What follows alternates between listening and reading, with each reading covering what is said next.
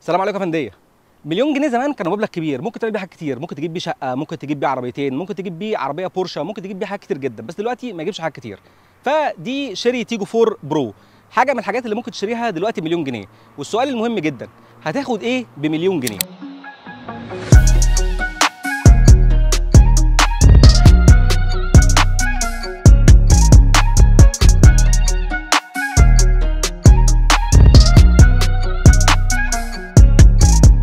شيري تيجو 4 عربيه سب كومبات كروس اوفر تحت المدمجه، والعربيه دي اعلى فئه فيها زي ما قلنا تحت مليون جنيه. العربيه دي فيها ثلاث فئات اسعارهم 850 920 999 الف جنيه، وبتيجي بموتورين، وعشان كده فيها ثلاث فئات. الثلاث فئات دول فيهم موتورين، وهنشرح الموضوع بالتفصيل كمان شويه. المهم لو عايز تعرف الفرق ما بين الفئات والتفاصيل بتاعه اسعار الفئات دي والتحديثات اليوميه بتاعتها، ممكن تشوف موقع هتلاقي من اللينك اللي تحت تعرف منه التحديثات اليوميه الاسعار. ولو جبت العربيه دي او جبت اي عربيه ثانيه وعايز تحمي الدهان بتاعها ضد الخدوش والخبطات، ممكن تبص على اللينك بتاع كاربرجيني وتعرف عندهم اكتر عن افلام الحمايه وازاي تحمي عربيتك وتحافظ على الدهان بتاعها. تعالوا بقى نتعرف على تفاصيل العربيه دي.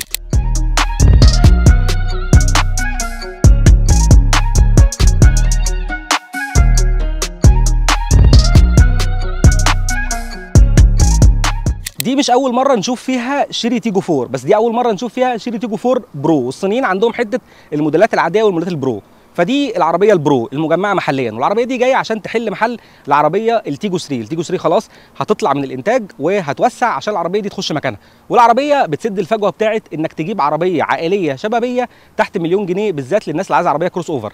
العربيه شكلها من بره احلى بكتير بصراحه من رايي من التيجو 4 العاديه. والعربيه فيها تجهيزات كتير، زي مثلا انها فيها كيلس انتري، زي انك ممكن تدور العربيه ستارت ستوب، برضو نفس موضوع الكيلس انتري ده. زي مثلا نسخه التربو دي بيجي فيها ريد اكسنتس اللي موجوده على البادي من بره، وبيجي فيها كاليبرز الفرامل اللي لونها احمر دي. جوه الكابينه كمان عندك تجهيزات كتير. العربيه من جوه ممكن تاخد شخصين قدام مرتاحين، والكراسي جلد، وفي كمان الكرسي بتاع السواق فيه تحكم كهربائي. وكمان العربيه فيها شويه امكانيات حلوه جدا، زي مثلا الشاشه ال 10 بوصه الرئيسيه اللي موجوده في العربيه فيها اندرويد اوتو ابل كار بلاي، وشاشه العدادات الديجيتال اللي موجوده في العربيه، وكمان الشاحن الوايرلس وفتحه السقف. والعربيه عامه مش ناقصها تجهيزات كتير، يعني العربيه فيها كل الحاجات اللي انت بتدور عليها في الاحتياج. بالنسبه للمساحات الداخليه، العربيه فيها مساحات تخزين كويسه قوي، ومساحه الشنطه الخلفيه في مصادر بتقول 340 لتر، في مصادر بتقول 370 لتر، فهي يعني في رينج 350 لتر لو عايز تعرف بالظبط. المساحات اللي موجوده من جوه قدام العربيه واسعه وممكن تاخد شخصين مرتاحين جدا، والمساحه الخلفيه ممكن تاخد شخصين او ثلاث اشخاص رفيعين شويه. مفيش نفق فتيس ممكن يضايق الناس اللي قاعدين، ولكن مساحه الارجل في العربيه مش كبيره شويه، خصوصا لو انت من الناس اللي تقعد قدام وترجع كرسي لورا. وانت قاعد على الكرسي وبتسوق بقى في حاجات تانية خالص محتاجين نتكلم عنها.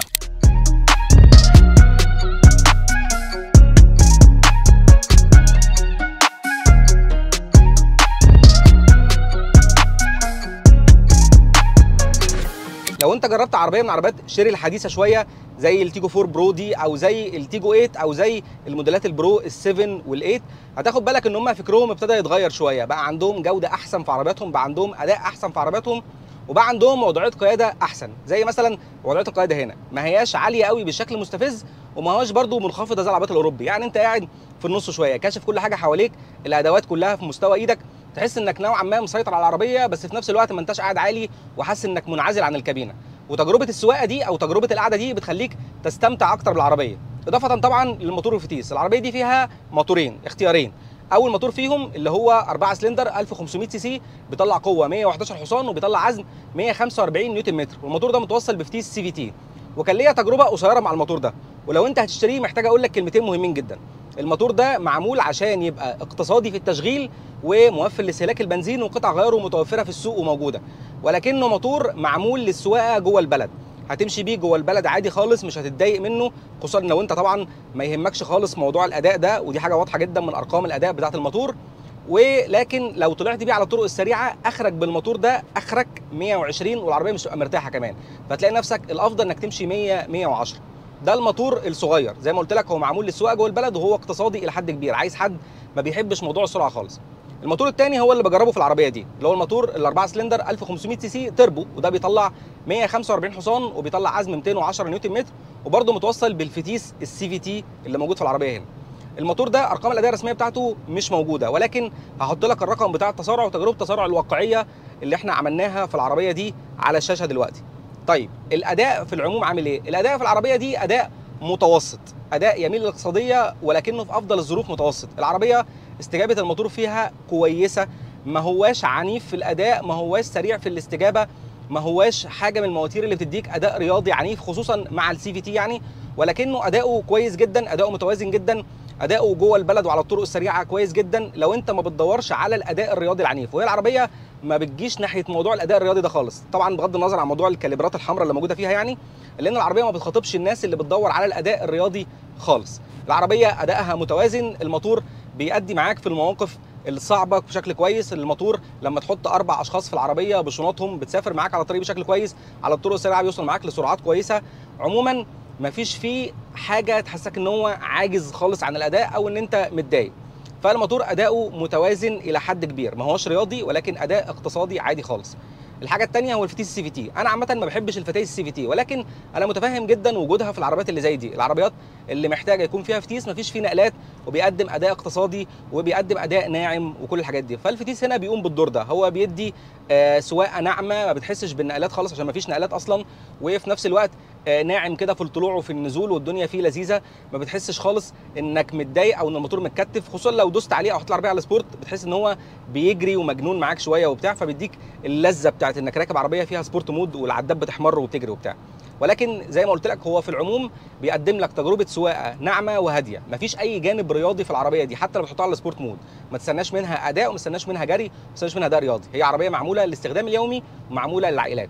استهلاك البنزين في العربيه من تجربتي انا كانت العربيه بتلعب في رينج من 9 ل 11 لتر كل 100 كيلو، وده استهلاك اعلى متوسط بشويه، بس العربيه اللي معايا لسه ما عدتش ال 1000 كيلو، لسه بحدود 600 700 كيلو، فمش قادر احكم على الاداء بتاعها بشكل كبير دلوقتي. العربيه عامه اظن انها بعد ال 1000 او بعد ال 1500 الاداء بتاعها هيتحسن في استهلاك البنزين، لكن حاليا معايا انا من تجربتي استهلاك البنزين كان اعلى متوسط بشويه. وده ياخدنا للنقطه اللي بعد كده، وهي نقطه ايه؟ التكييف. التكييف في العربيه حلو جدا، العربيه بتبرد بسرعه، الكابينه اصلا مش كبيره في العربيه، فالعربيه بتبرد نفسها بمنتهى السرعه، التوزيع بتاع الهواء بتاع الفتحات اللي موجوده قدامك هايل جدا، سواء الفتحات اللي في النص او اللي ورا او على الجنب، الهواء اللي طالع منها شديد وقوي بيديك احساس انتعاش سريع. والعربيه كمان فيها حته الريموت ستارت انك ممكن تدورها وانت بعيد عنها فالكابينه تبرد قبل ما انت توصل العربيه، فالتكييف في العربيه دي هايل جدا. ولكن على الجانب الاخر عزل الصوت مش هايل قوي كده. عزل الصوت في العربيه وانت ماشي بتسمع الضوضاء الخارجيه، اي حاجه بتحصل تحت العربيه من مطبات او من عيوب طريق او كده بتسمع اصوات تفاعل العفشه مع الطريق، وانت ماشي على طرق سريعه بتسمع اصوات الهواء من بره، فعزل الصوت في العموم ياخد 4 من 10 تقريبا.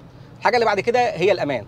العربيه دي زي عربيات صيني كتير ملهاش تقييم امان ثابت ممكن نتكلم عنه او معتمد ممكن نتكلم عنه، ولكن العربيه في اول فئه فيها بتيجي ب2 ايرباجز بس، ودي حاجه كانت محتاجه تتظبط بصراحه، العربيه كانت محتاجه ايرباجز اكتر من كده. ولكن في الفئه الثانيه وفي الفئه الثالثه في العربيه بتيجي ب4 ايرباجز، وكل الفئات فيها نظام اي بي اس منع اغلاق الفرامل، فيها نظام اي بي دي توزيع قوه الفرامل على العجلات، فيها نظام هيل ستارت اسيست العربيه ما تريحش على المطالع، وهيل ديسنت كنترول العربيه ما تعديش سرعه 10 او 20 تقريبا على المنازل، فالعربيه تتحكم في سرعتها على المنازل. وكل الفئات كمان فيها نظام اي اس بي نظام ثبات الكتروني، فدي نقطه هايله جدا وحلوه جدا جدا، العربيه فيها ثبات الكتروني ودي حاجه تنتقص كتير من العربيات المجمعه محليا في الفئه دي، ففكره انها موجوده هنا دي حاجه هايله جدا وبتخلي العربيه مناسبه جدا للعائلات. طيب بالنسبه لنظام التعليق والثبات في العربيه دي، نظام التعليق هنا في العربيه يميل للطراوه شويتين، النظام هنا بيهدف ان هو يديك تجربه مريحه الى حد كبير.